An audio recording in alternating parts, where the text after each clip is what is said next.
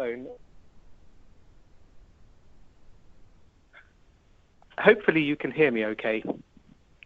Okay, so I'm just going to start off with some of the kind of like the top line stuff, and I think the speakers who'll be following will be digging down into some of the details. So I'm just going to kind of like set the scene really. So first of all, I just wanted to talk a little bit about cash in the food sector rather than just multi-purpose cash. So I'll move on to multi-purpose cash. But just to start off, because I think it's been quite a success story in the food security sector. So the overall sort of message is that we're doing quite well really, and we should keep calm and do more cash. Echo, just for your information, has gone from maybe a very small proportion of spend in the HFA sector in cash to well over 50% now. We're not actually quite sure the exact figure that we do spend on cash, but it is now over the 50%, probably closer to 60. So that is quite a substantial increase, given that the HFA budget within ECHO is around about 40-45% of our total budget. Sorry, Callum, just a second. People online are telling me maybe if you can speak a bit louder. We hear you well, maybe online a bit less. So if you can speak louder, would be great. Yeah, Thanks. Is that better? I will see what they write in the chat, but it should be fine. Thank you. Okay. It's probably getting closer to the microphone as well. Hopefully that's all right. So as I was saying that ECHO is now well over the 50% mark in the HFA sector for spending on cash. So that's well above the 6% overall spend that is often quoted by the high-level panel on cash, for example. And that represents quite a massive increase in spending from our perspective. But we're not the only ones. DFID really don't know how much they spend on cash, apparently, but USAID is currently at about 19%. That's probably mostly in vouchers rather than multi-purpose cash, but nevertheless, it's quite a big increase. Also, I can't speak on behalf of WFP, obviously, but I understand that they set their target at around 30% some time ago, and they're pretty much up to that, with I think about 29% of their total program cost going through cash. UNHCR is a bit behind that, with about 11-12%, but that's increasing quite a lot. And of course, they're not just dealing with food. So as I said, I think overall this is a kind of a good news story, and very much speaks to the grand bargain commitment on cash. Just to do more. And incidentally, whilst I'm talking about kind of spend,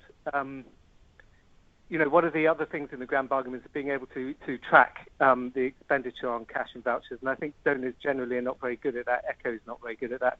But we've made significant changes to the single form in order to better track the spend that we have on cash, vouchers and in kind, and also whether it's by sector specific or it's multi-purpose. So you'll see when you fill in your next single form that there are some additional bits that you have to fill in, but this is in the interest of tracking our spend, which is one of the grand bargain commitments. Just to also reiterate, of course, this is old stuff really, but it's really important that we continue to do the right thing at the right time. Hello? Sorry, I was getting some feedback there, I think. We hear you, Callum. Go ahead. Okay. Sorry about that. So that question of if not cash now, then when is still pertinent. But of course, there are some circumstances that will not allow a cash-based response. I mean, talking about places like South Sudan where commodities are just simply not available in the market, and we just can't do it. Interestingly, somebody said to me the other day that some partners are getting so used to doing cash in the food security sector that they no longer know how to do in-kind food. So I think it's probably important to maintain that capacity so that we can do in-kind food when we really need to. I'm sure WFP will be able to, but I'm talking about other partners as well. I think still specifically on cash, I think there's quite a lot of work to do, some challenges really advocacy with some, especially with some governments, in order to do cash transfers rather than in-kind food. Just got an example in the El Nino response in Southern Africa, for example. Whilst in most countries we've been able to fund cash-based interventions, there's places like Mozambique where we simply can't because the government won't allow it. So I think there's quite a lot of advocacy to be done, to explain especially the multiplier effect on markets and so on in Mozambique, which might be effective for persuading the government that cash is actually a better way of delivering assistance. I think another sort of area that we still need to work on is evidence.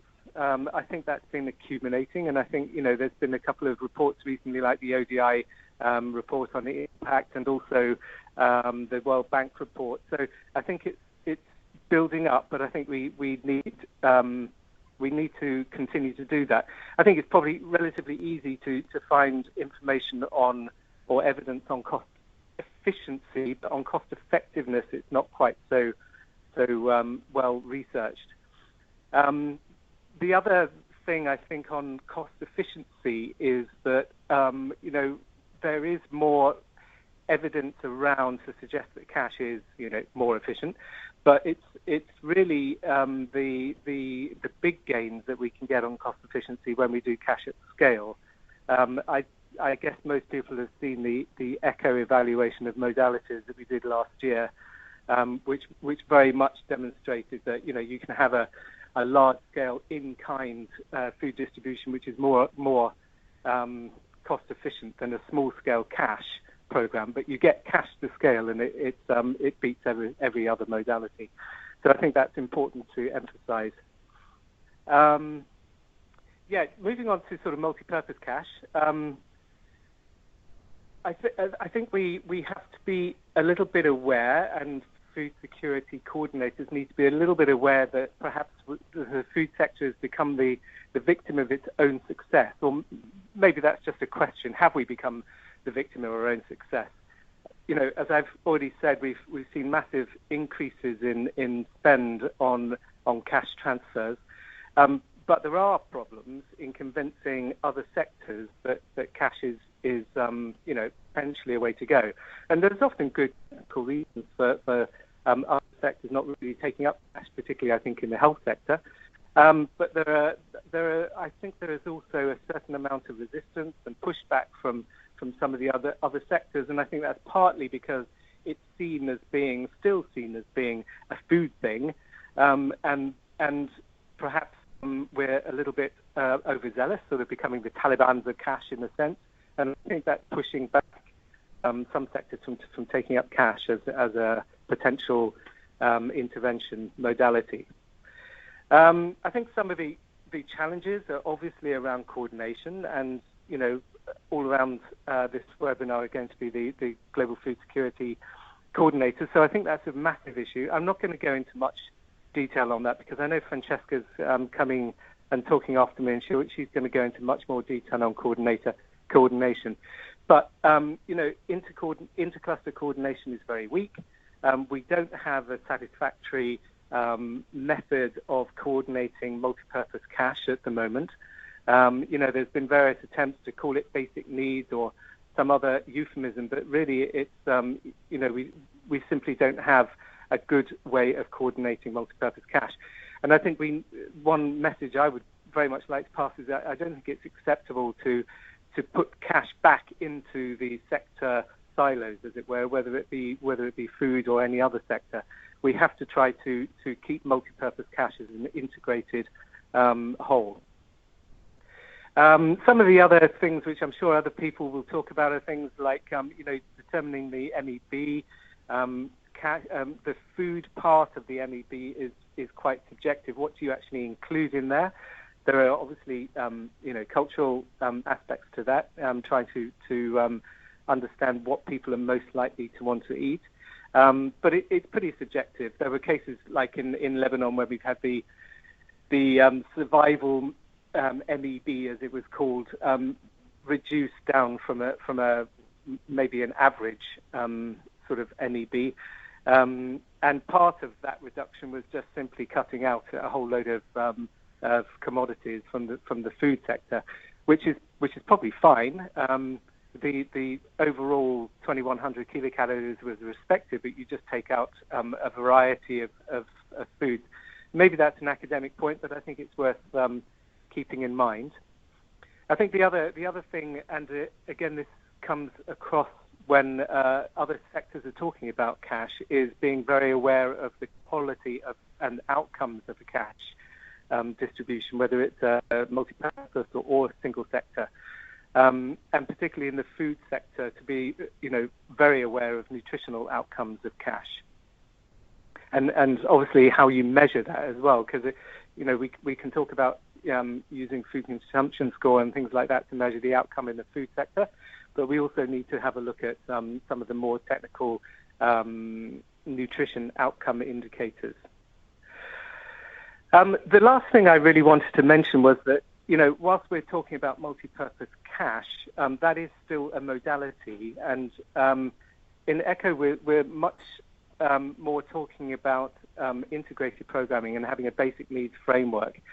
So, having the opportunity to have joint assessments, to work out what basic needs are, but really putting an emphasis, and I know Francesca's going to talk about this as well, but putting an emphasis on response analysis in order to have a much more integrated approach. And this is not just around multi-purpose cash. I think a needs assessment, you can define your needs, you can work out which needs can be met by cash and which can't. And under a multi-purpose cash transfer, you may be able to meet many of those needs, but there are other needs which you can't meet by cash, and there are some needs which you need to meet with a mixture of modalities. So you might, for example, have a shelter program where you can meet some of the material needs through a cash transfer, whether it's a voucher or unrestricted cash. But you might well have to have a technical advisory part to that program. So it's a question of trying to optimize the outcomes of programming through having a mixture of modalities. And I think that's becoming increasingly important for us within ECHO, and looking at how we can fund programs that have optimal outcomes through having that kind of tailored approach. I think the last point perhaps is what is the role of the Global Food Security Cluster in this complexity. I'm still not entirely convinced that we should have a cash working group, for example, within the Food Security Cluster. Maybe it's been moved out. I might be out of date here. I know there's a cash working group being set up in Geneva, which is not sectorally based. So maybe that's a way to go forward. But I think the Global Food Security coordinators need to encourage cross-sectoral approach much more, encourage other sectors to take up cash where it's appropriate, and ultimately to go more for a basic needs framework and just be able to cover multiple needs through a mix of modalities. So at that point, I'd like to stop and hand over, I think, to Francesca, but I guess it'll go back to the moderator first. So thanks very much, and apologies again for not being able to have the software to do this properly.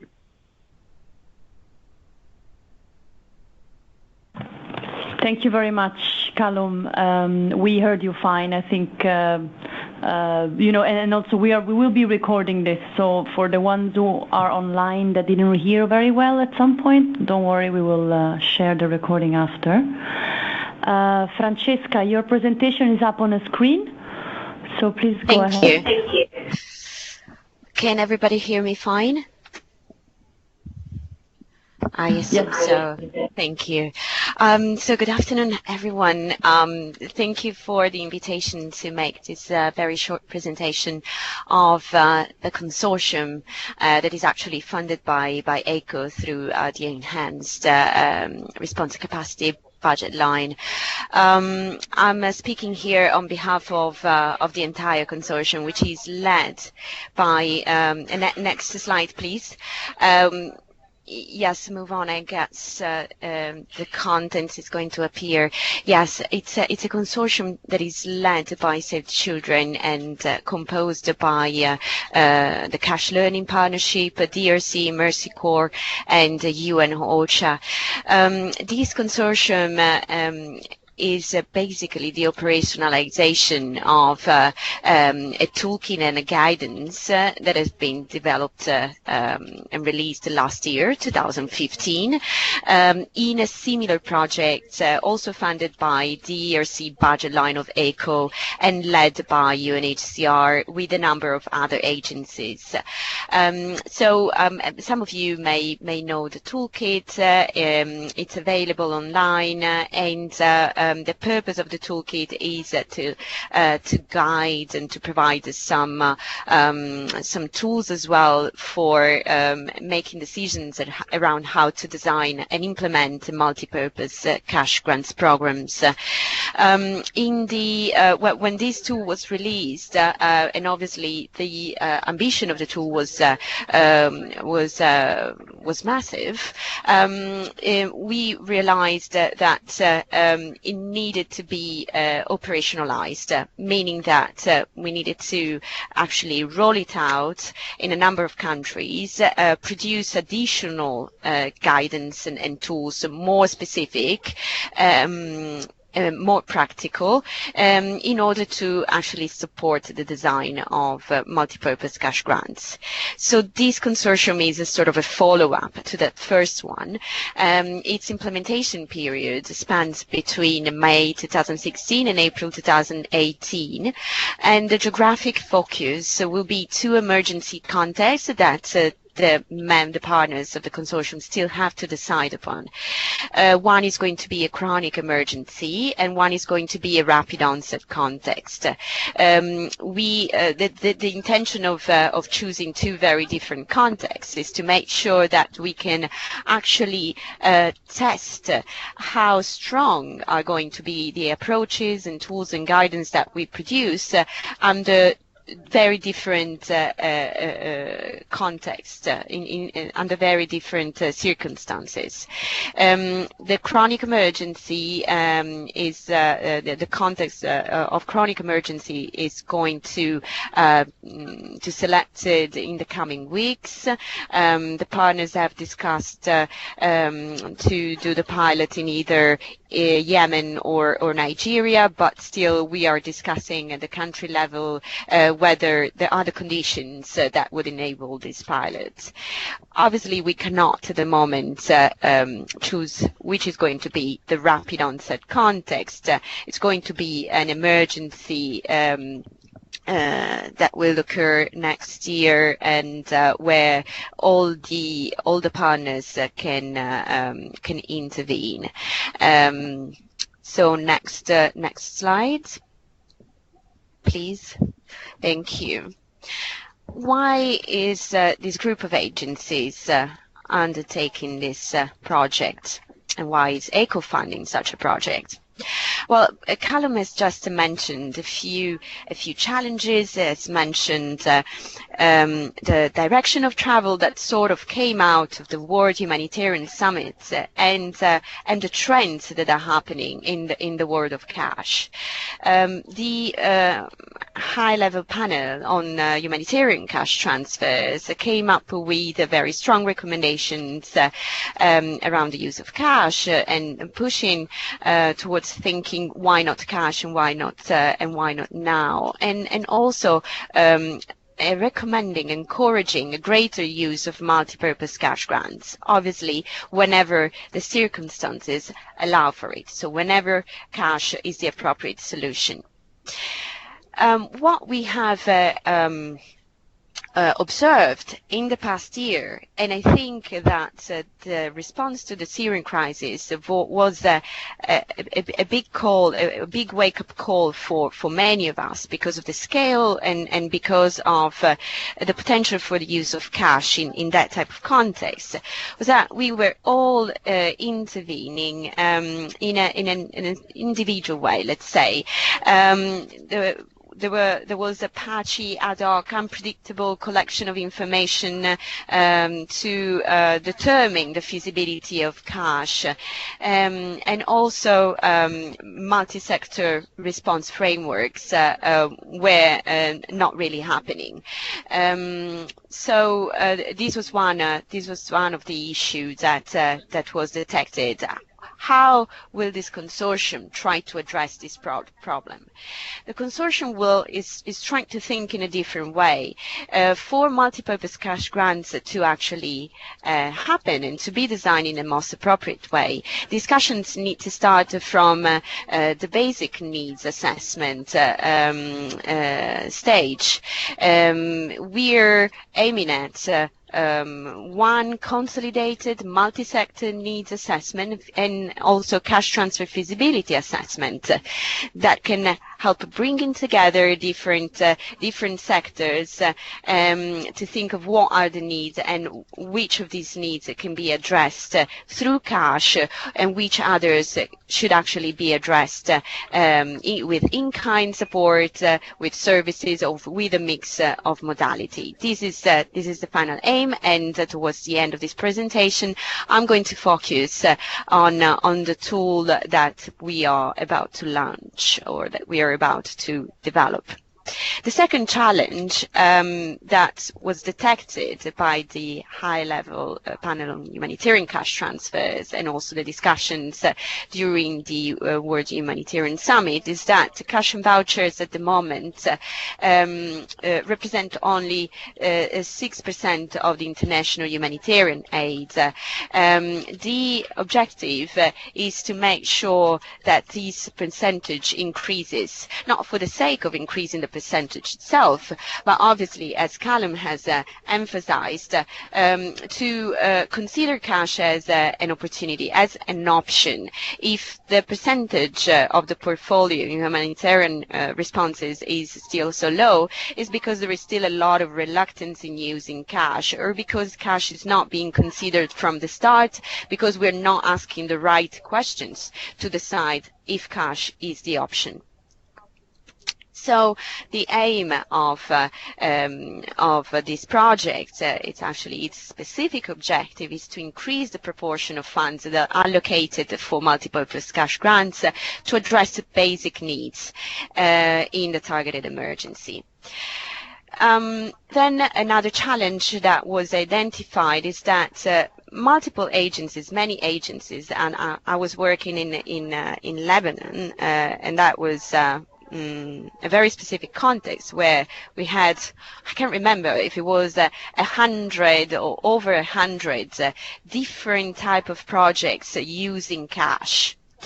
With ad hoc coordination mechanisms and with very different designs across the board, different transfer amounts, different modalities of giving cash, different transfer mechanisms, different targeting methodologies. This is not conducive to an effective and an efficient programming of emergency response. With this consortium, we would like to help the community thinking in a better coordinated way, and helping with a couple of with two pilots to set up multipurpose cash transfer programs that are better coordinated from the design stage. Then other challenges were around the monitoring and evaluation. We are all always reinventing the wheel when it comes to setting up M&E tools and rolling out M&E tools. Just like information and collection and assessments, also M&E is more efficient when it's carried out jointly and when it's done with harmonized tools, so that we compare one project, one program to the other, from outputs to outcomes. Next slide, please. Oh, and I was forgetting. So, how to address this this challenge of the different M&E tools? The consortium is going to work to develop a common M&E framework for assessing the efficiency and the effectiveness of multipurpose cash grants. Who are the partners? So the partners that I mentioned them before are Save the Children, CALP, DRC, Mercy Corps, and OCHA. These very different set of agencies have all specific strengths and a value added to the consortium. 3 of these agencies have operational capacities: Save the Children, DRC, and Mercy Corps. They actually design and implement cash transfer programs in many countries around the globe. CALP instead is an organization that with a leading role in learning and in best practices for cash transfer programming, and its actual purpose and mandate was to ensure learning and evidence around the use of cash in different contexts. It has a very diverse and wide membership. WFP, for instance, is a member of CALP, and is a member of the board of directors of CALP. This puts CALP in a privileged position for conducting research around effectiveness and efficiency of cash transfer programs. Then we have OCHA, and OCHA obviously does not have an implementation role, but is the chair of the intercluster coordination group at the field level. It supports humanitarian coordinators. Its role in the consortium will be of creating an enabling environment for the use and promotion of multipurpose cash grants to meet humanitarian needs, to meet basic needs. OCHA is not within any cluster, and it's super partes, so can help this dialogue across the sectors and the clusters to make sure that actually multipurpose cash grants are used in a multi-sector way. Next slide, please. Thank you. The project, the consortium project, is built around the 3 main pillars, all aiming at one objective, which is to promote the use of harmonized multipurpose cash grants and to evaluate their effectiveness in meeting basic needs in emergency. I'd like to make a premise here.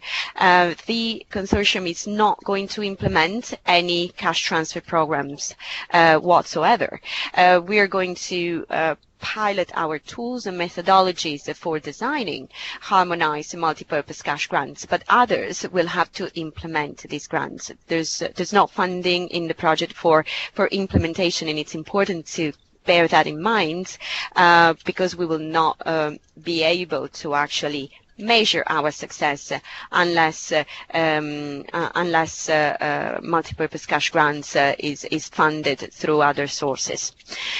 So the 3 pillars I mentioned are the first one, creating an enabling environment, and this pillar is under the responsibility of OCHA with the support of CALP.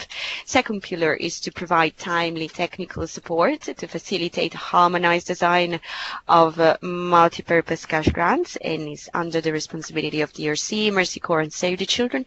And finally, the third pillar is related to measures of efficiency and effectiveness of MPGs to meet humanitarian needs, under the responsibility of DRC and CALP. I think I'm going to move on. I cannot really spend too much on the details of each of these pillars, but I will certainly send around, or I'll ask Jimena and Marina to send around the presentation PowerPoint. So moving on to the next slide. This is the phases and the timeline. During the first phase, we will focus on review of existing tools and review of coordination mechanisms for multipurpose cash grants programming and consultations at the global level. This phase is going to continue until the end of the year. What are we aiming at? One main initiative that CALP is leading at the moment is the analysis of different coordination mechanisms to detect the drivers, the enablers, but also the challenges to effectiveness and efficiency and speed as well. So CALP is undertaking this research, which is a desk review of different coordination mechanisms, and this should inform also the following phase of our work. We're looking at different possible models of multipurpose cash grants coordination under the assumption that there is not one single model that can fit every context. So we want to understand what kind of characteristics of the context make one of the or the other model more successful. So during this first phase, we will also start developing the tools. What are these tools that I'm talking about since the beginning of the presentation? As I mentioned, these are the tools to make critical decisions in the design of multipurpose cash grants programs, and these decisions are obviously for what purposes are we giving multipurpose cash grants, so what are the expected outcomes across the different sectors, how much cash should we transfer, to whom should we transfer this cash, and with what duration. But we also have to assess the feasibility of cash and possible financial service providers that locally can transfer the cash. So these two things are going to be done through a tool that Save the Children is going to develop, and I will talk about in a few minutes for response analysis and for the determination of the right options based on the basic needs of the affected people. The other tool is developed by Mercy Corps, and it's a tool to assess financial service providers, to compare advantages and disadvantages, and to select the appropriate transfer mechanism in the country or in the region within a country. The second phase is to refine the models, the concepts and the tools. We will start rolling out into countries then in the third phase, which hopefully will start in the second quarter of 2017 and continue until the end of the project. Across the projects, we will also establish indicators that define efficiency and effectiveness of multipurpose cash grants and measure this in the pilot context, in the pilot countries. Next slide, please. Next slide. And yes, if you can click on to have the, yes, thanks. So I hope you're all following. It's I'm trying to squeeze in a lot of information, and perhaps it's not going to be fully clear to everyone, but at the end of the presentation you will see my contact details, and you can reach out to me with questions if any, and I can have one-on-one conversations with you. So as I said before, in order to set to set out a successful multi-purpose cash grants program, because it is multi-purpose, we have to start with a multi-sectoral needs assessment of the needs. And Callum has spoken about a basic needs approach rather than a sectoral approach, where assessments are carried out by sector-specific agencies. What we are aiming at is instead a framework that helps identifying the needs and the response options according to the basic needs of the affected populations. This framework is going to be developed under the lead of Save the Children, but obviously having such an important role in the future.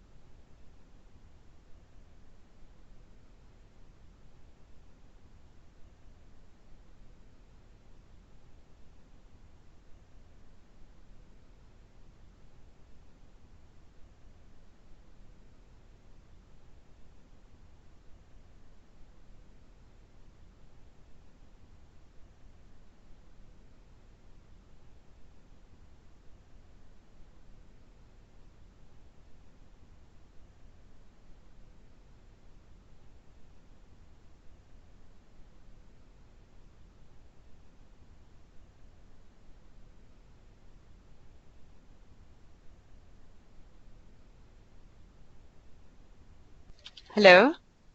Hello? Yes, hello. Now we can hear you again. Yes, I'm really sorry. I don't know what happened. I had to drop the call and then rejoin. I'm sorry, and probably Marina, how are you doing with time? Do I have another couple of minutes? Sorry, I had a problem on my side. Okay, so we are back. Yes, Francesca, just a few minutes, so we're running a bit late, but yes. Sure. Thank you. So I was presenting this the tool that that Save the Children is going to be to develop on behalf of the rest of the consortium, and it is going to be rolled out.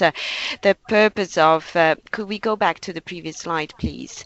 The purpose of the tool is to help in making joint and multi-sectoral key decisions in a timely and well-informed manner around what needs that can be addressed through cash, in kind, other assistance, or a mix of all of them, and the composition of the basic needs basket by household size, and which transfer modalities are also most suitable to address the needs that have been identified, as well as the amount of cash transfer for different household size and by cash transfer modality. So it's essentially a tool that will not necessarily end up by saying, yes, we go for multi-purpose cash grants. It could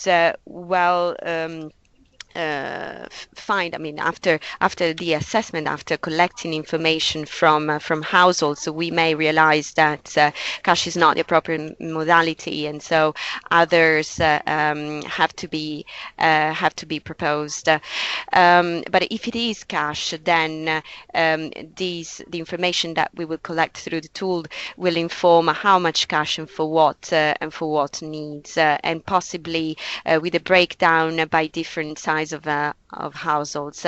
The development will start in mid-November and will continue until mid-April. In a first phase, which is the most important, the most delicate, we're going to define the product specifications, because at the moment we cannot really say much about what is going to look like, what this tool is going to do, who are the intended users, etc.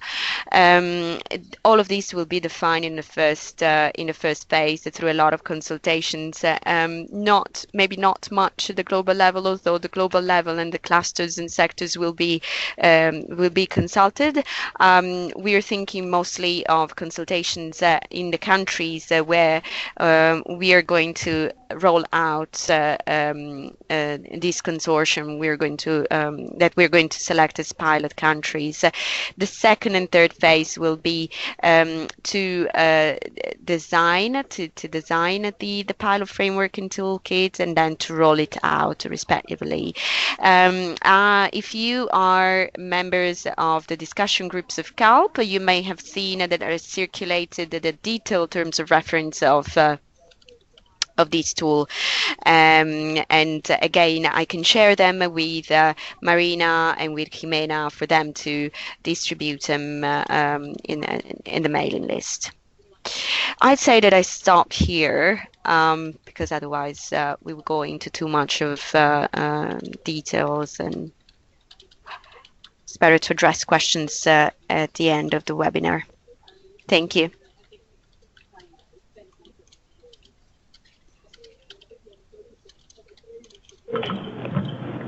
Okay, thanks, Francesca. Yes, we will be sharing everything, the recording and the presentation and all the documents attached. So, yes, sorry about that. We had a technical problem. So I will be introducing the topic of today, which is the process of quantification of needs and setting the transfer value. Why did we select this topic?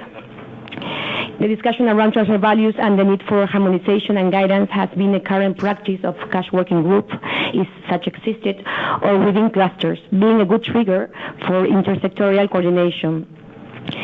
There is so much room for improving the way decisions are guided by understanding on how to reach the best possible outcomes for beneficiaries. Evidence is showing us more and more how implementation design features of cash transfer programs like transfer value, frequency, timing, length of response, conditionality are key factors for achieving expected outcomes. Another reason was that it may exist a risk while promoting the need for harmonization of transfer values end up with with a process of average out grant size across all households, meaning that some households will be receiving approximately the right amount to meet the project objectives. Some will receive more and more, and rarely some will receive significantly less than the amount identified that necessary to cover their needs. There are strengths and weaknesses with all the approaches being used to establish the value of cash grants. An NRC review on this topic through the Remote Cash Project reported that practitioners feel that more important than the value of the grant is the ability to explain the rationale behind setting the transfer value. The discussion around the transfer design is a good opportunity to bring together all information gathered by stakeholders on need assessment, minimum expenditure baskets, vulnerability analysis, and gap analysis in order to inform programming. And also it's a good opportunity because a consensus around the quantification of needs can be a foundation for multi-sector and sector-specific interventions. So, what is the transfer value establishment? So, establishing the value of a cash transfer is ideally linked to an intervention objective, with the value of the transfer being equal to the gap between the needs that program are trying to cover and how far recipients can cover those needs themselves without resorting to negative coping strategies. Many factors influence on the process, the information gathered by the need assessment and gap analysis, which modality will be used, cash visibility assessment, program design, inflation risk, the cost of living and expenditures of the target population at local level, the level of harmonization, the scale and quality of information gathered, and also how government and donors inclusive position on the subject. There are multiple approaches being used currently, and most of all of them are complementary. And I would have liked to discuss each one of them today, but it was impossible to fit them all in 1 hour. But I really encourage you to explore more on the subject. At the end of the presentation, you will see a list of key reading, but I highly recommend checking on these two documents, the Remote Cash Project report and the MPG toolkit. So, we start with the map. We start with the minimum expenditure basket. What is it? It is a process of quantifying recurrent needs for goods and services in the minimum expenditure basket. What a household requires in order to meet basic needs on a regular or seasonal basis, and its average cost. The map serves for three functions. It's an holistic reflection of needs as perceived by crisis-affected population, including those needs that fall outside the traditional sectors.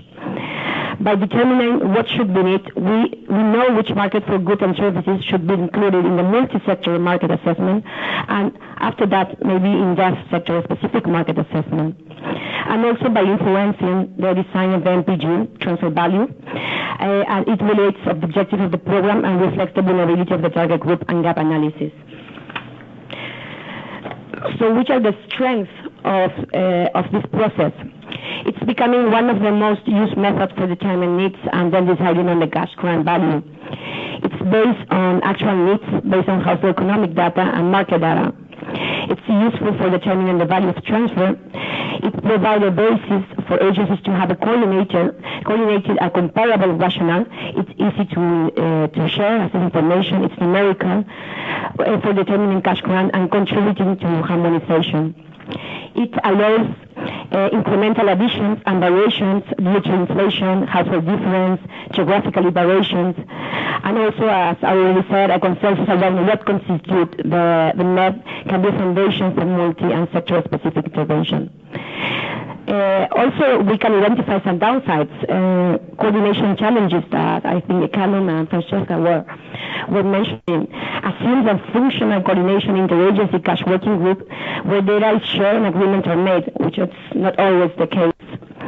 Sometimes it involves sensitive information showing that an amount is higher than minimum wage or social safety nets amount that the government normally gives to local population. Sectoral information enrich the process, but also sometimes in the map can be overlooked if sectors are not involved from the beginning. It's difficult to be accurate sometimes for the diversity of needs that vulnerable population can have. But use your chat box to tell us your challenge. After this presentation, Gabriel will show us which is the tool that the DRC office is using. But the main message from my side is that the idea is to reinforce multi-sector joint responses, whether it's through an MPG or through the multi-sector cash base. So So once we have them met, the response aims to cover the gap in needs that can be met by cash, by in-kind, by complementary programming, like for instance nutrition-specific services or technical assistance. This is important I want to reinforce the key message of complementary programming because it's essential to meet those needs that can only be partially be met by cash. Needs that can be covered by cash will inform the design of the multipurpose cash grant and then on sector-specific cash-based intervention in order to cover the gap and achieve expected outcomes. Whether it's with NPG, and when we define NPG, we define it as a cash transfer, it's a regular one-off, and it corresponds to the amount of money household needs to cover fully or partially, instead of bicycle recovery needs. NPG are by definition a restricted cash transfer. The NPG will contribute to meeting the minimum expenditure basket, but can also include other one-off or recovery needs. But also, the joint multi-sector response can be through a multi-sector cash-based intervention, a coordinated approach to cash or voucher transfers, whereby a range of sector needs will be addressed through CBIs by different organizations, possibly using one delivery mechanism, but otherwise managing their program in a traditional way, and usually with some eligibility conditions or use of restrictions to ensure sector-specific objectives are met. Eligibility, transfer modality, value, and monitoring indicators. At the end of the process aim is a people-centered approach where operational efficiencies can be gained and where many agencies of sector use cash to meet needs. Intersectoral coordination of CBI, including INPGs, and within sector coordination to ensure the provision of an holistic approach. So now I give the floor to Gabriel, that he will present the tool that the office is using now.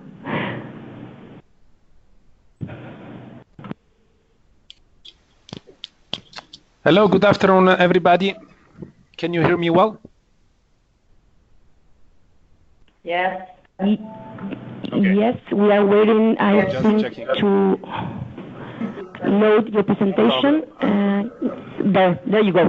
I see that it's loading. I think I can start just by presenting myself. My name is Gabriele Erba, and I'm the program coordinator for the Alternative Responses for Communities in Crisis, which is UNICEF flagship program here in DRC for humanitarian multipurpose cash transfer.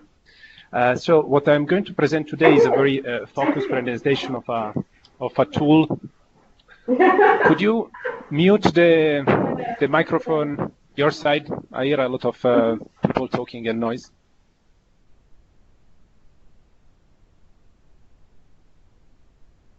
Yeah.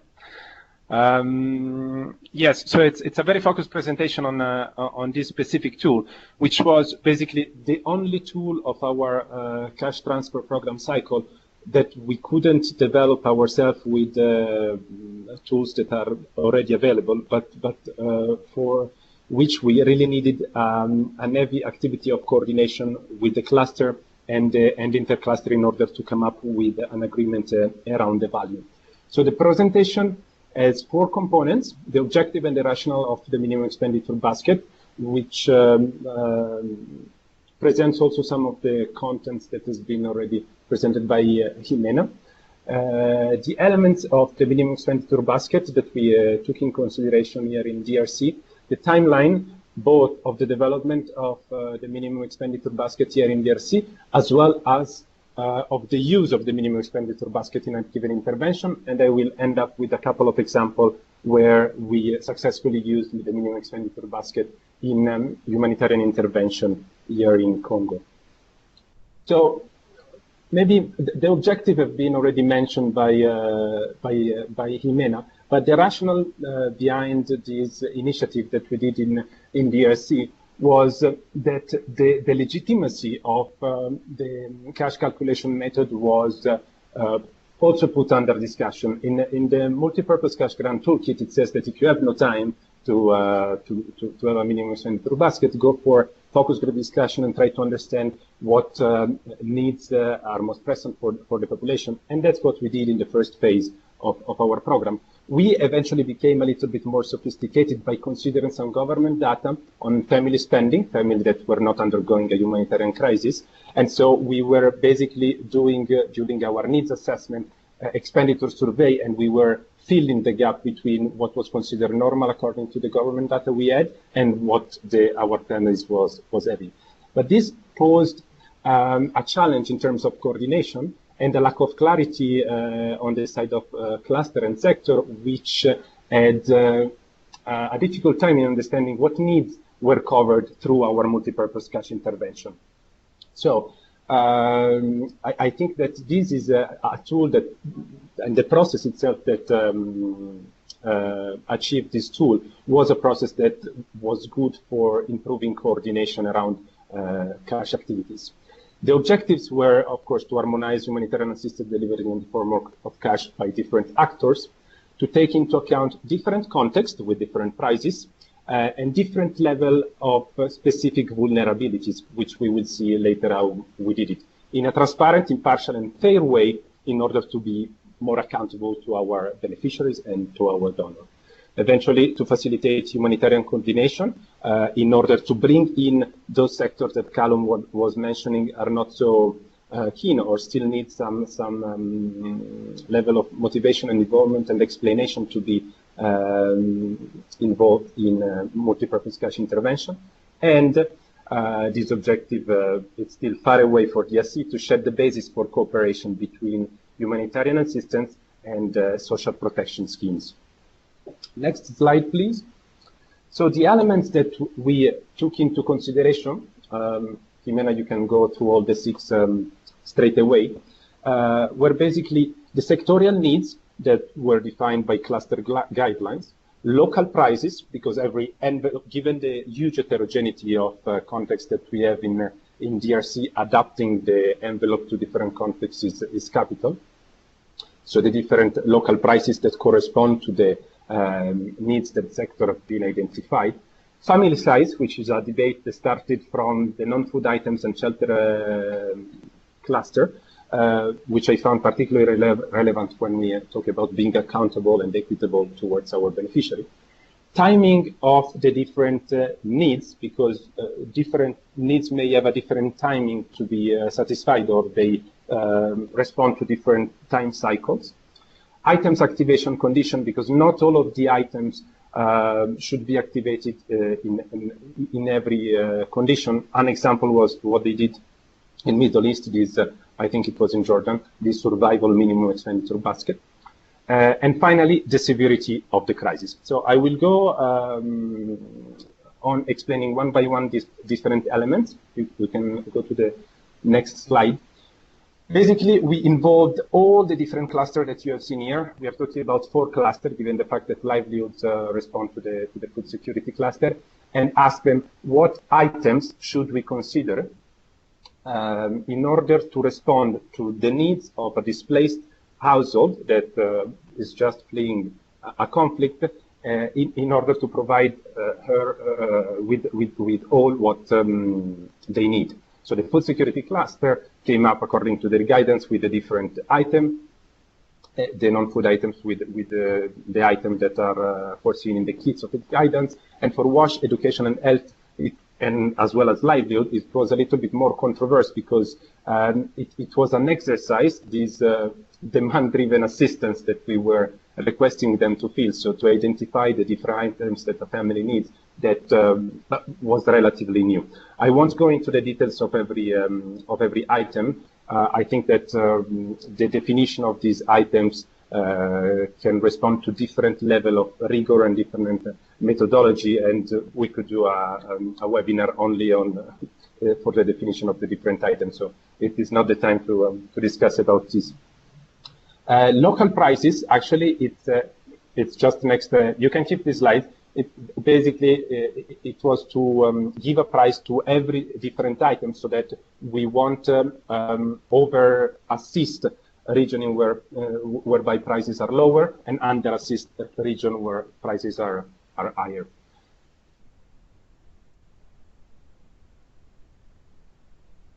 So the The following slide shows us the way we factor in family size and timing into our minimum expenditure basket.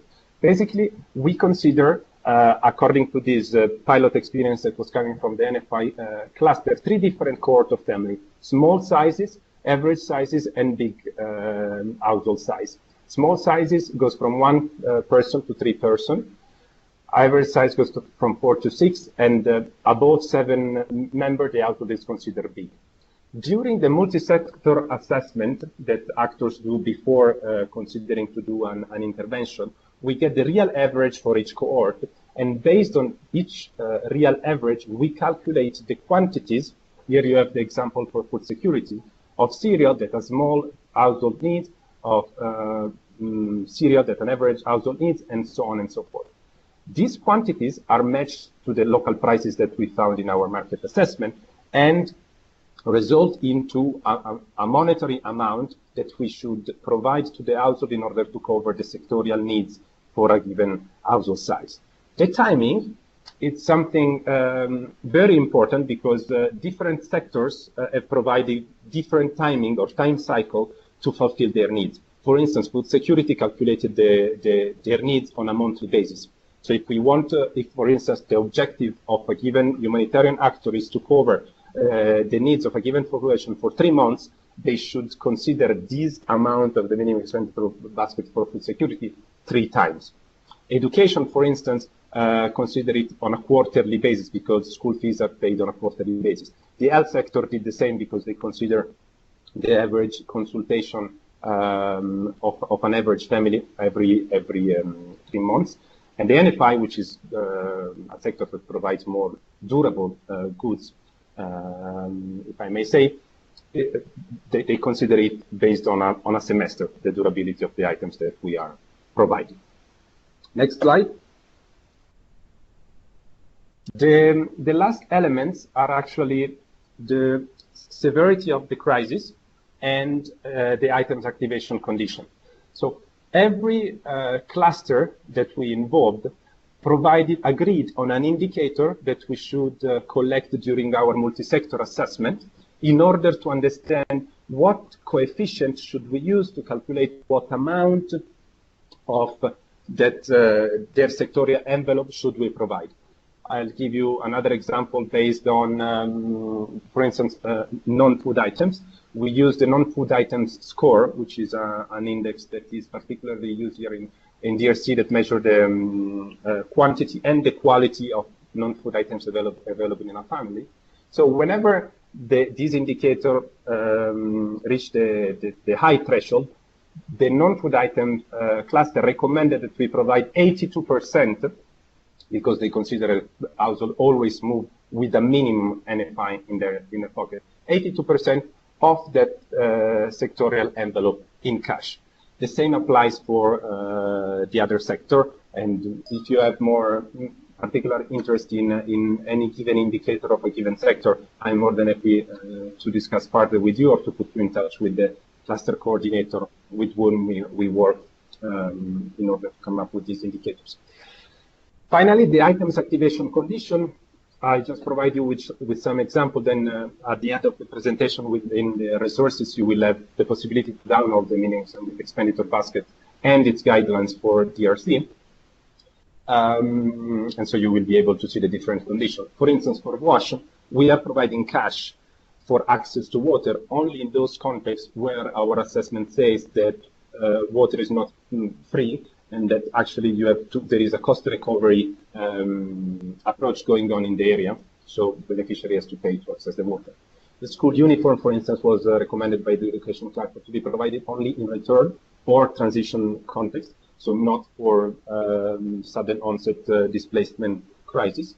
And for instance, the health cluster provided 2 different packets, the minimum basic services access package and the complementary health package, and the latter should be provided only in return and transition context. So to go to the timeline, it was in February 2016 that the cash working group started discussing with the different cluster based on the rationale, the motivation that I mentioned earlier, in order to have the cluster provide their different items in order to meet the minimum needs of a family undergoing a crisis. It took roughly 4 months for the cluster, for all the cluster involved to validate the different items, and then the cash working group consolidated everything, and we presented it to the intercluster. In DRC, the cash working group does not belong to any cluster. We presented to the intercluster for validation in June 2016, and we started using it immediately the following month. I will show you in some few seconds a couple of examples. So in practice, the minimum expenditure basket is used in the following way. There is a humanitarian alert. We go for a multi-sector assessment that provides us with those indicators that allows us to do the proper calculation in terms of family size and severity of the crisis for our minimum expenditure basket, and of course provide us with the information on the condition of the market and whether cash is a pertinent response. In our coordination forum, which is not the intercluster, but it's an ad hoc committee for the biggest humanitarian program that we have here in DRC, which is called a Rapid Response to Population Movement, and which is a very practical and operational sort of intercluster. We analyze the data, and we understand whether cash is a pertinent response for which sectors, and eventually we try to understand which actors and which agency have the capacity to intervene in that given alert, and eventually the minimum expenditure basket is deployed with the rest of the intervention with a typical multi-purpose cash cycle intervention. I will end with these two examples that I consider success stories for cash intervention in DRC and for coordination, multi-sector coordination in DRC. For instance, Jimena, I think that you have to scroll down a little bit so that the different sector will appear, and it will be clearer to the audience to understand the example. In July 2016, in North Kivu, Beni territory, there was an alert of around 4,500 IDP households, where, after our multi-sector assessment, we decided that nor UNICEF nor NRC had enough capacity to intervene alone. So we mutualized the intervention, and NRC, through eco funding, covered the food and livelihood needs of the affected population. UNICEF, in partnership with Mercy Corps, covered the NFI, water, and health needs. Education, for instance, was considered not a need that we could have covered with cash for a number of technical reasons, and a supply-driven intervention, meaning working directly with schools and supplying the services, was provided by another partner. In September 2016, so it's an intervention that is still going on, always in North Kivu, in South Lubero, a 20,000 household alerts. We're talking about 100,000 people. Very, very big alert, probably the biggest cash intervention in DRC so far. We found a similar situation. In this case, after the assessment, education and health were found not to be sectors to be covered through a cash intervention, and they were covered by other actors through a supply-driven intervention. Food was covered by WFP with its partner Diakoni, Catastrophe and ILFE, and NFI and WASH was covered by UNICEF in partnership with Mercy Corps. So we see how, thanks to these tools and thanks to cash, different agencies with different mandate came together and coordinated to provide a same package, a holistic package of assistance to an affected population. That is it for my intervention. Thank you so much for listening, and if you have any question, either here or by email, I am available.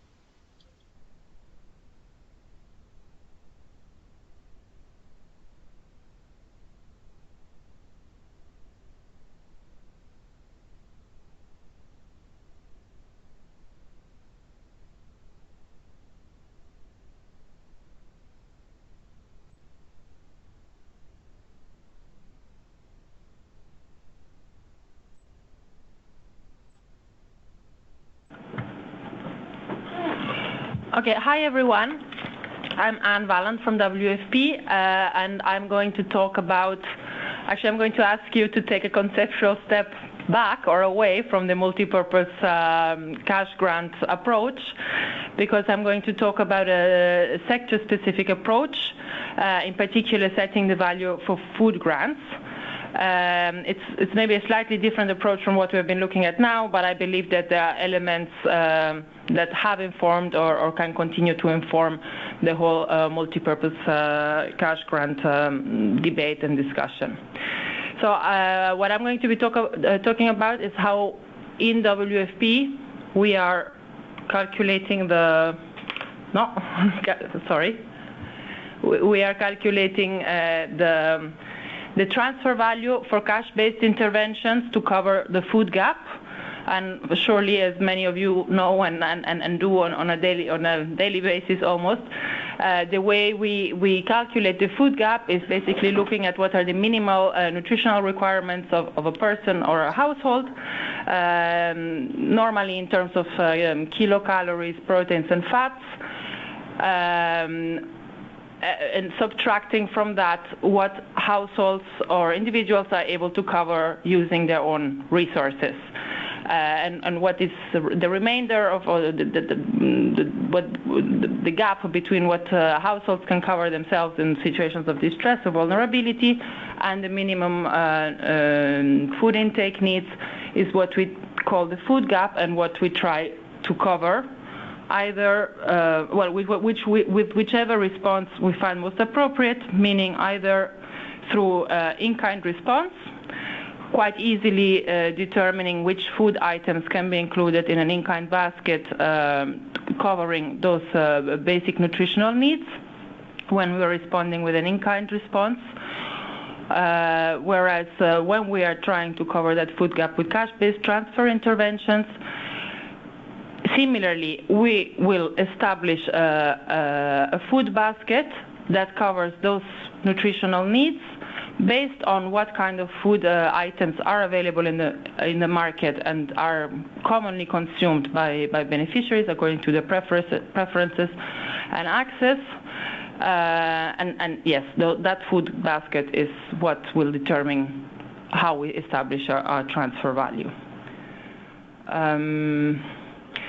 So basically, when we are establishing a transfer value, we take whatever is available and accessible in sufficient quantities in the market, what the local diet and local preferences and habits influence or determine beneficiaries' consumption behavior in terms of food intake, times the cost or the prices of those food items that are included in this hypothetical food basket, and this is what gives us our food transfer value. I don't know if you can see this very well, but basically in WFP what we use is a tool that helps us, once we have determined this ideal food basket, which includes items that are available and accessible in the food market, gives us an analysis not only of the main macronutrients that I mentioned earlier, but since we are using cash-based transfers, we are also focusing on a more micronutrient-oriented analysis.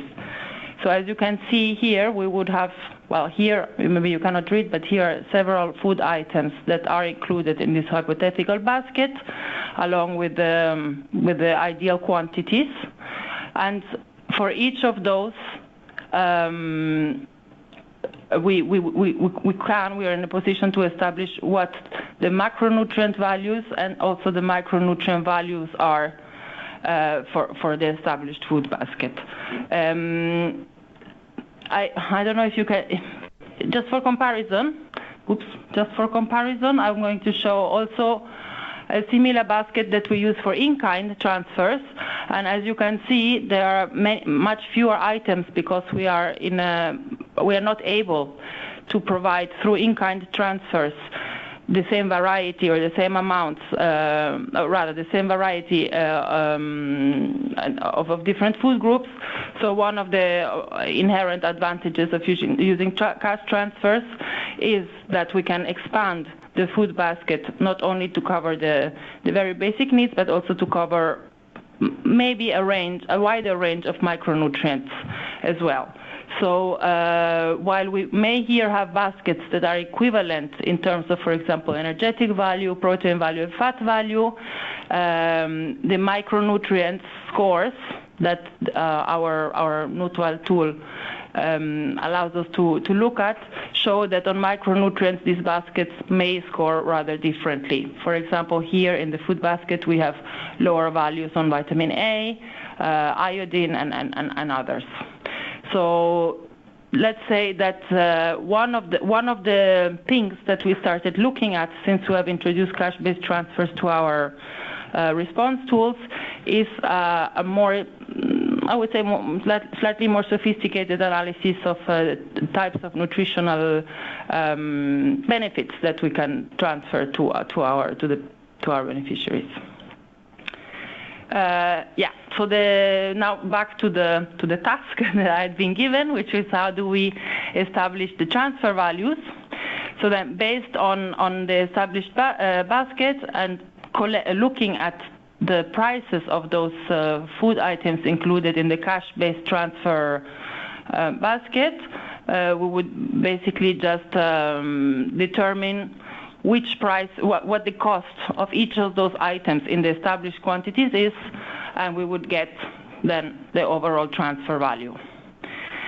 Now, I'm sure many of you know, maybe better than me, that there is the main difficulty with this approach is with obtaining and using available information in order to make predictions or establish consumption or expenditure patterns among beneficiaries to exactly come up with those,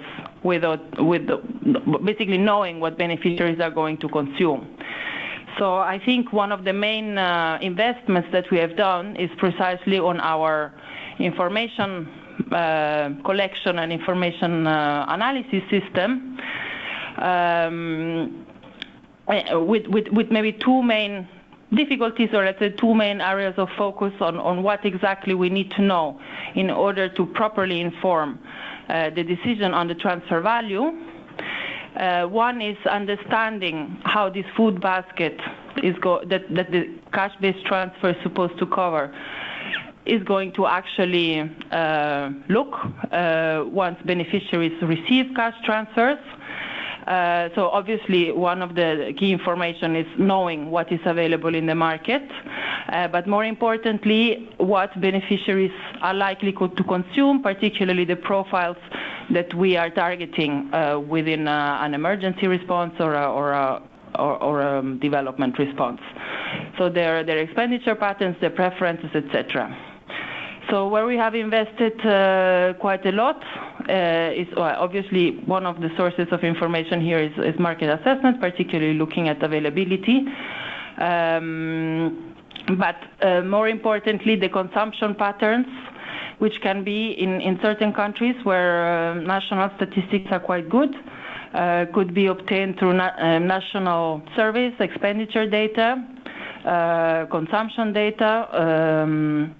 But where this is not available, we have typically used our own needs assessment tools, particularly we used to use the food consumption score as the main indicator, or the main rather data collection methodology to establish what are typical consumption patterns among our target groups. But more recently, we have we have included an expenditure data collection tool, which allows us to better determine both within specific food groups, but also we are now increasingly including in that analysis non-food items, also to inform the decision around multi-purpose cash grants and minimum expenditure baskets beyond food needs as well.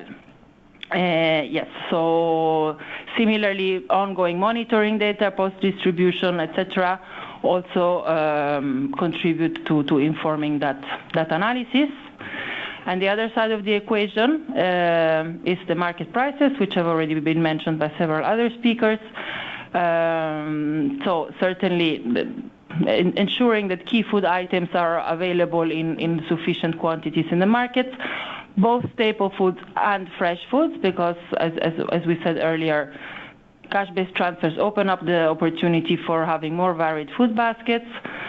But we also look at the trends of the price trends within the market over time, seasonal patterns, and potentially regional or location differences within a same intervention, because prices may vary quite a lot according to market integration and different conditions that are predominant in different areas of an area of intervention.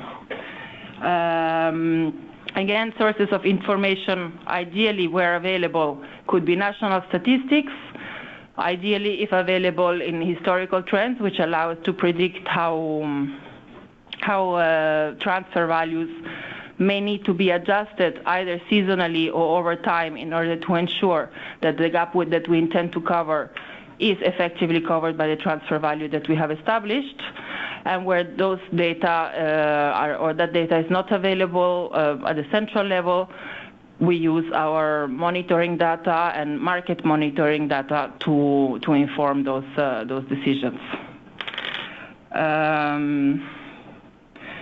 So maybe just lastly, as already many of you mentioned, the establishment of the transfer value does not stop at the moment of the intervention, but it is very important to invest into continuous information update, ensuring that we are able to quite flexibly adjust the transfer value to cover the food gap that we have established on an ongoing basis. So part of the information that we use for that is post-distribution monitoring. So information is collected from beneficiaries, beneficiary expenditure patterns, their own feedback on whether they have been how the cash transfers have been used, whether they were sufficient to cover the basic food needs, and whether they are using those transfers to cover maybe additional needs that may be auxiliary to food security or of a different nature altogether. The other source of information is regular market monitoring, ensuring availability and especially prices of the key food items, and more environmental or contextual factors, policy environment, for example, policies that may affect availability or price fluctuations, or other triggers that may triggers of events that may affect market stability, such as natural disasters, conflicts, market conditions, and generally political conditions in neighboring countries. For example,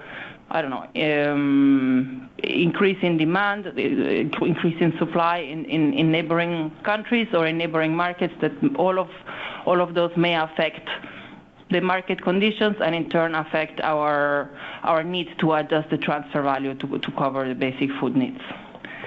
I think this is what I had to share with you. So I pass the microphone to Giulio. Yes.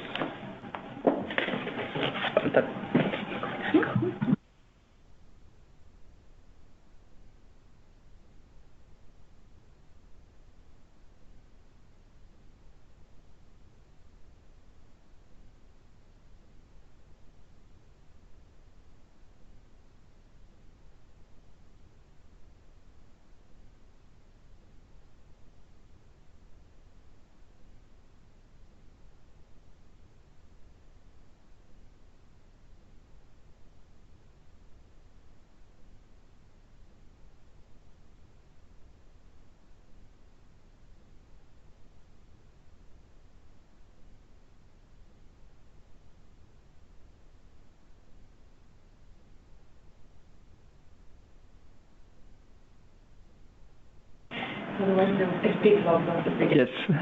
Good afternoon. My name is Giulio Franco from FAO, and I'm going to present how to set the value for the livelihood component of a multipurpose grant. Just a few seconds, that is still loading the presentation. There you go. Okay. So, first of all, let me please provide you a quick overview of FAO experience on cash and vouchers. FAO's cash and vouchers programs mainly benefit smallholder farmers and herders who are particularly vulnerable to natural hazards and conflicts. The first FAO cash-based intervention was implemented in Mozambique in 2001, and since then, as you can see in the map, FAO has been implementing cash-based projects in 45 countries all around the world, both in emergency and development context. And FAO uses a list of modalities of intervention, such as voucher scheme, input trade fairs, cash for work, conditional and unconditional cash transfers, and the cash plus approach. As we have learned today, the multipurpose grants are unrestricted cash transfer that can be used for different aims and purpose, such as wash, education, food security, and livelihood is a component of it. But what do we mean by livelihood? By livelihood, we intend the capabilities, assets, and activities required to make a living. And cash transfer allow affected population to protect, recover, and build their livelihoods through the purchase of essential assets or improving the access to services. And despite the employment in agriculture is falling worldwide, agriculture as a sector still accounts for more than half of total employment in sub-Saharan Africa and South Asia. In addition to agriculture, of course, pastoralism and fishery are considered very important livelihood in developing countries.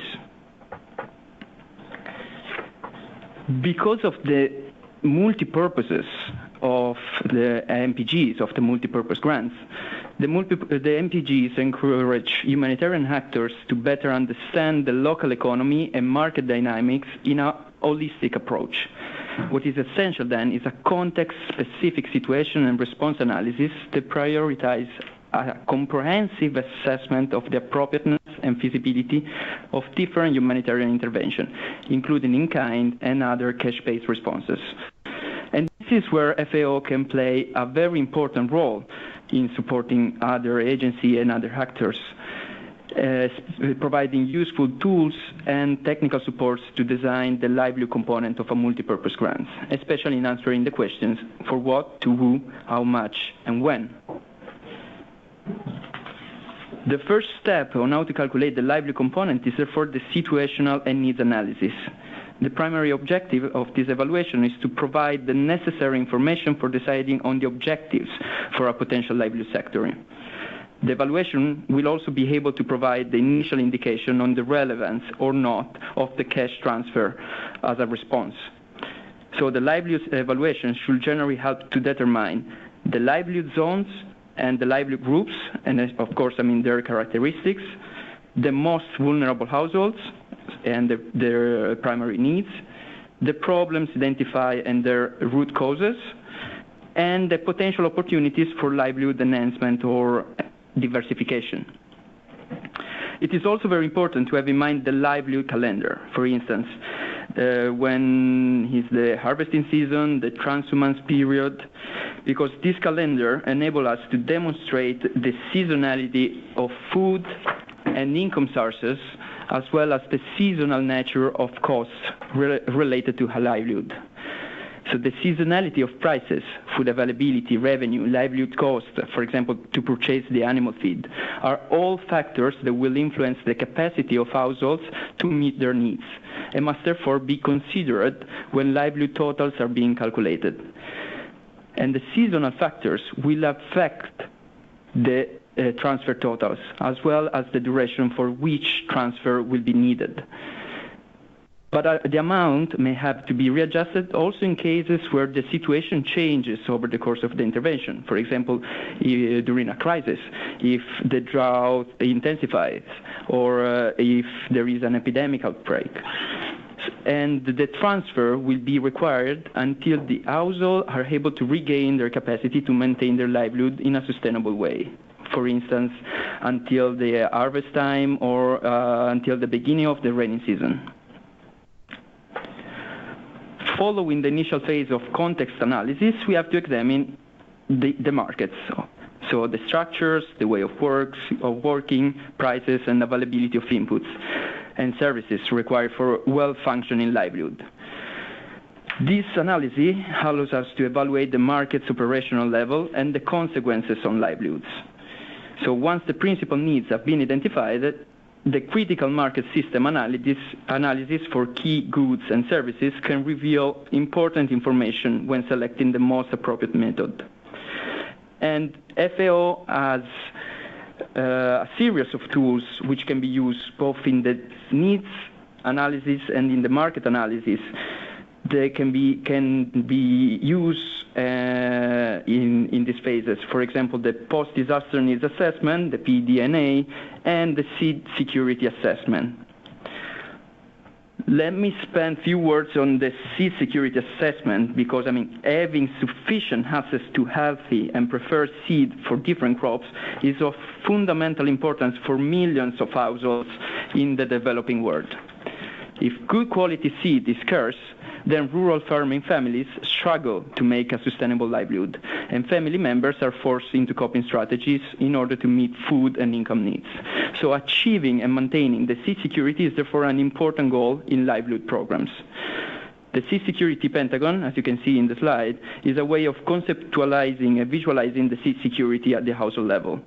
And the distance from the center of the pentagon to each of the 5 points represent one of the elements of seed security. So access, availability, seed quality, resilience, and varietal suitability.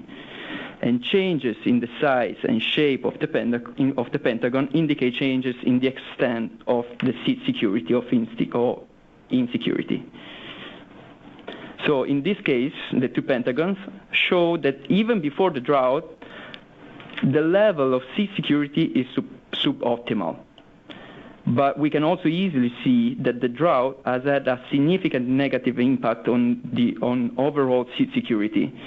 And it's also pretty clear that while all elements have been negatively affected, seed availability is the one less affected. And so in such situation, intervention designed to increase seed access and varietal suitability would be preferred over those designed to increase availability of seeds. Following on from the situational analysis phases, the response analysis should determine the possible kind of responses for each target group. At this stage, consideration is not given to the method of implementation, but only to the type of response for the problem identified. So appropriate responses in the context of livelihood should correspond to the needs and capacity of each target group. Also, in this phase, FAO has useful guidance material on the response design and plan in agriculture, but also in livestock and fishery sectors.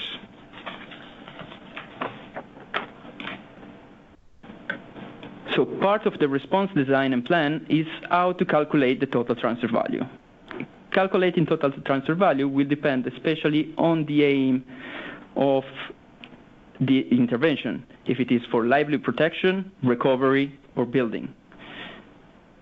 So where livelihood protection is concerned, we do not just aim to cover unmet needs to achieve the survival threshold, which is the food calorie requirement, the associated cost for food preparation, and total expenditure for drinking water. But we also seek the requirement for meeting the subsistence threshold. So the livelihood protection threshold is defined as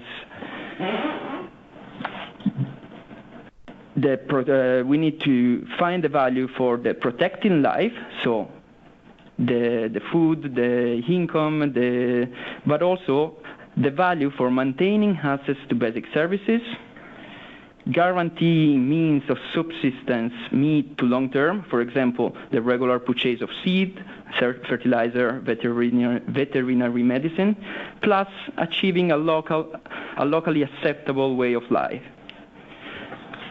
But instead, in the case of livelihood recovery, we attempt to give households the means to revamp their economic activities.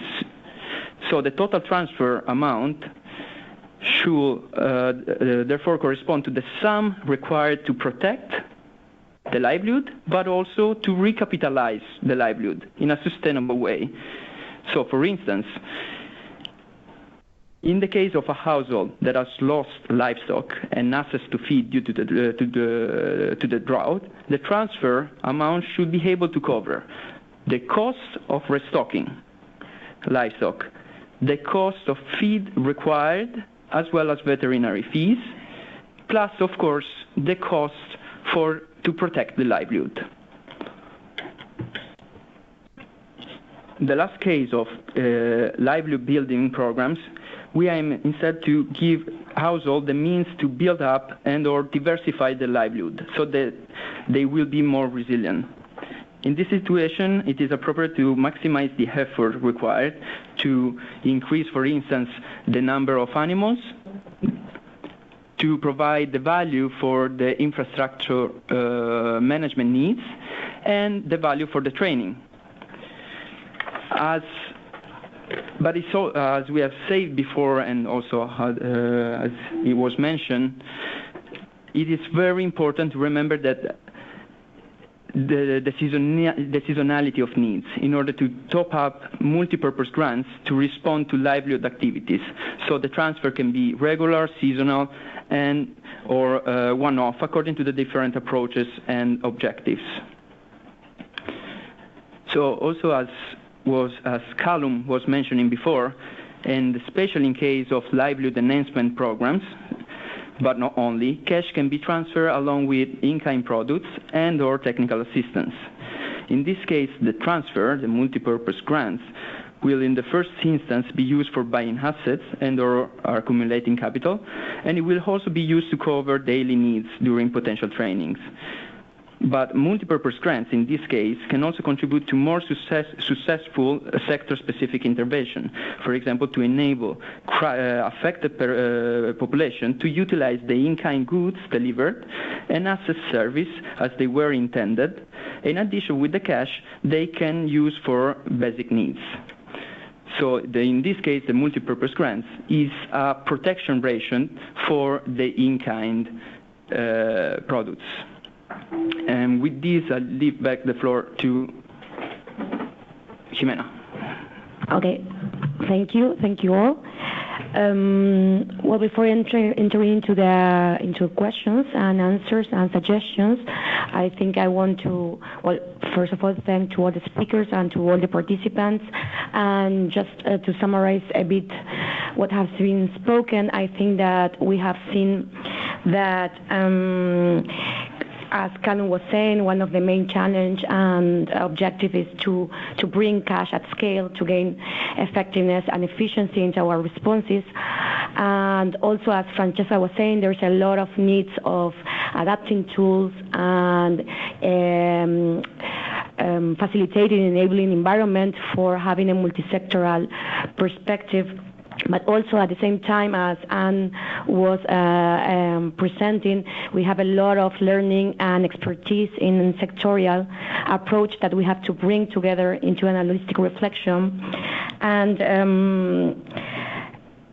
I also wanted to highlight the opportunity that livelihood approach gives and add value to the multisectorial and multipurpose approach in order to see it in an holistic way, and also to quote what Gabriel was saying, that thanks to cash, a lot of agencies with different mandates and different sectors came together to have an holistic approach to a response. And I think a lot of tools as a minimum expenditure baskets are great for it, and also to not only from a technical point of view, but also to contribute to bring all the stakeholders together.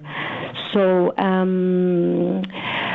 I haven't seen another question in the chat box. We are all ears. I just saw one from the survival, the difference between the survival minimum expenditure basket and the minimum expenditure basket. I don't know if, Gabriel, you want to address if you have had that reflection. Basically, it depends on context to context. At the end, it's an agreement between different stakeholders into different items that are considered basics or that are considered for a survival point of view at the different stages of the response. And a lot of time also it's part of aligning from a point of view with different other approaches, as I was saying at the beginning, sometimes with the government flat rate, with legal frameworks or safety nets. So sometimes that's the difference between both of the tools. In the review of NRC, you will see that some stakeholders don't think that this is a relevant way of approaching it from a technical point of view, but that's an interesting debate anyway. And I don't know if, Gabriel, have you used your tool to differentiate between the survival and normal monitoring and expenditure basket? And another, I don't know, Gabriel, do you want to address that before we get the question? Yes, Jimena, I'm online. Actually, I think that you answered already the question. I think it largely depends on the objective of the program itself and the alignment that the amount may have with the current government social protection scheme. So in our case, we did not have any problem aligning with the government social protection scheme because it didn't exist. But we had surely budget concern and agencies or organizations that were mandated to operate in only in emergency context, and therefore we felt the needs of diversifying for those items that were essential for a crisis response, and those other items that could be used and considered for more transition or post-crisis return context. Okay, thanks. Question to Francesca. Not sure if it was mentioned, if you were looking for countries where to roll out the tool. Yes, thanks for this question. We have not decided yet the country. One of them is going to be a chronic emergency context. The two candidates at the moment are Yemen and Nigeria. We're considering both of them, and a decision shall be made in a couple of weeks. The other country is going to be a rapid onset emergency, and obviously we cannot select them up front. It's going to happen next year whenever an emergency will occur and all the partners will decide to intervene together. However, although we have two countries where we're going to properly roll out the assessment tools and for which we have the money also to run the assessments, this doesn't mean that other agencies cannot take our tools and try them out in other countries simultaneously. Really, so if anyone is interested, we can certainly discuss that. Francesca, it's Elena. I made the question. Is there like a set of criteria that can be shared on how the selection is done, why you choose for Yemen and Nigeria, if there are like some prerequisites that you're looking at for the implementation? It's like the organization that simply asks you, can we use your tool? How, if you can share, yes. Maybe not in this conference call, but share any yes. Additional information would be lovely. Thank you. Yes, this will be done. The tool is it has yet to be developed. We have launched a call for proposals, a call for bids couple of days ago. So we should be starting in the development in mid-November, hopefully, if we find the right team of experts that can do that. And in the preliminary phase, there will be a lot of consultations, as I said, to make things easier and probably less politicized. We will bring these consultations at the country level, where and so if you have any country in mind, we could start from yours. All right, thank you. I hope you come and visit soon Lebanon. Oh, I love Lebanon. I will come straight away. Okay, thank you. Yeah, we will attach all the documents and contacts from the presenters in order to, you can continue also bilateral discussions because there's a lot of going on. And I think, when I lost that chat, but I think the two next questions are for Anne. Yes, thank you very much. Okay, so the first question is about the inclusion of non-food items into WFP calculations. Okay, a couple of points. So basically, I mean, part of the reason of looking at, let's say, beneficiary expenditure patterns more generally beyond food is also to be able to assess for our mandate purposes what share of cash transfers is actually being spent on food specifically or on food security related, I call them auxiliary expenditures. For example, health, for example, clean water, for example, certain non-food items that are directly related to appropriate food consumption. So yes, I mean, there is not really a standardized approach that is currently being rolled out in WFP to that, but partly to gain a better understanding of what we can expect beneficiaries to use the cash transfers on in terms of food items and other expenditures that may have a positive or conducive influence on food security that we are looking at. And then the extent of that depends also very much on what is the setup in the context where we are intervening, what other partners are there, what other partners are doing cash transfers, and how those different, let's say, sectorial approaches are complementary or may overlap because some of the areas are shared or respond to a shared objective. So I hope that answers your question. If it doesn't, I can give in more detail. The next question is about this analysis to look at more nutrient-rich food baskets and whether we're following this in our PDM. Yes, so what we're trying to do, mainly through the food security, the food consumption score module, which gives quite some information on what type of food baskets or approximate food baskets beneficiaries are consuming with the transfer values. This allows us to establish whether there are different nutritional values associated more with in-kind or cash-based transfer distributions, cash transfer-based assistance. We are going in immediate future. We're going to we cash unit are going to engage more with the nutrition unit to look a little bit more at what are, how we can more interlink with them and see how cash-based transfers can be used maybe specifically for programs or projects that have a nutrition objective. Whether there are certain particular guidelines or directions that we should be taking with projects that have particular nutritional objectives. As you know, we have also in our response toolbox the voucher, which is somehow gives the opportunity, although it may be more restrictive for beneficiaries, gives the opportunity to favor certain food items over others.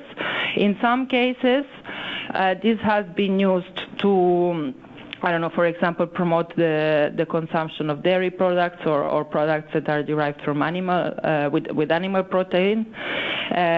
But it's not something that is currently being systematically done. It's more an area that we are going to explore with our nutrition unit in more detail, maybe looking also a little bit more at the cash analysis compared to the voucher analysis, compared to the in-kind analysis.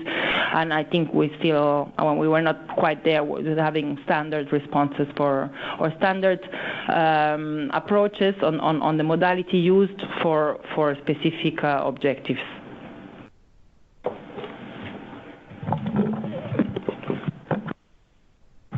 Just to add to the comment from Anne, also in terms of the complementary assistance with MPGs, it's a lot going on. So, for instance, in Nigeria, protection ration for food insecurity families are complemented with cash. So to give the CSB to the malnourished child and not share with other members of the family. So again, the holistic approach, it's part of one of the strengths of the cash plus another intervention. And with this also, I give the floor to Giulio with your. Yes, just to answer to Gabriele, that I will contact my colleagues in DRC and other countries in the region, and I will share with you some documents by email.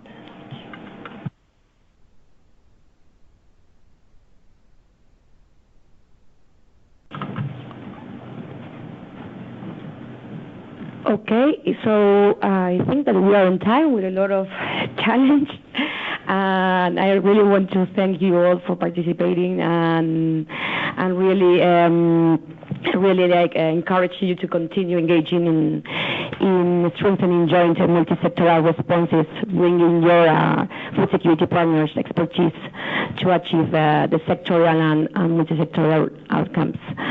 So thanks again to all the speakers, and hopefully that this is not the first webinar, and we continue meeting frequently for this kind of discussion.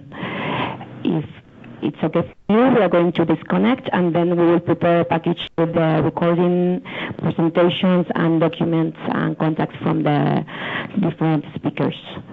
Thank you very much to all. Okay, goodbye.